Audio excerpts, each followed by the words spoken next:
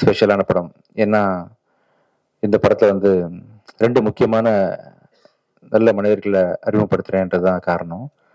ஒண்ணு வந்து முதல்ல லியோ ஜான் பால் டைரக்டர். எந்த ஒரு படமுமே பார்த்தீங்கன்னா, ஹீரோனால ஓடப் போறதில்ல. கடவுளே வந்து ஹீரோவா நடிச்சா கூட, டைரக்டரோட ரைட்டிங்கும், டைரக்ஷனும் ஸ்ட்ராங்கா இல்லன்னு சொன்னா, ஒரு ஷோ கூட பிக்கப் ஆகாத படம்.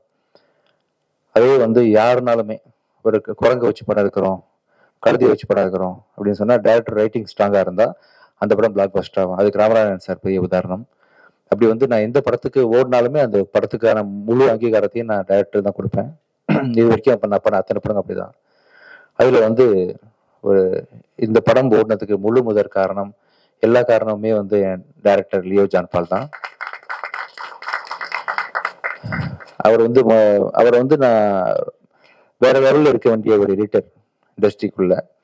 அளவுக்கு அதிகமான சின்சியாரிட்டி. ஆக்சுவலா டைரக்டருக்கே கோவம் வரும் சம்டைம்ஸ். ஆனா அவர் டைரக்டருக்காக தான் பேசிட்டு இருப்பார் லியோ. ஆனா அதை ஒத்துக்கிறதுக்கும் புரிஞ்சுக்கிறதுக்கும் கொஞ்சம் டைம் ஆகும் எல்லாருக்குமே. பட் கெட்ட பேர் ஆனாலும் பரவாயில்ல, நான் வந்து உண்மைக்கு பக்கம் நிற்பேன், நல்லதுதான் சொல்லுவேன்ற மாதிரி பல விஷயங்கள்ல அவர் பிடிவாதமா இருந்ததை பார்த்துதான் அந்த வாய்ப்பை நான் உங்களுக்கு கொடுத்தேன். ஆக்சுவலா நானே சில சமயம் கோவப்பட்டிருக்கேன், என்ன லியோ அப்படின்னு கேட்டிருக்கேன். நான் ரொம்ப யோசிச்சு பார்க்கும்போது அவர் வந்து தன் வேலைக்கு ரொம்ப உண்மையா இருந்திருக்காருன்றதை நான் வந்து புரிஞ்சுக்கிட்டேன். கண்டிப்பா சொல்றேன் லியோ வச்சு நீங்க ஃபியூச்சர்ல யாரு படம் எடுத்தாலுமே கண்டிப்பா ஒரு ரொம்ப சின்சியரா, யார் வந்து சொன்னாலும் அந்த படத்துக்கு உண்மையா ரொம்ப இருப்பாரு. ஆஸ் எடிட்டராகவும் இருப்பாரு, ஆஸ் எ டைரக்டராகவும் இருப்பாரு அப்படின்னு ரொம்ப பெருசா நம்புறேன்.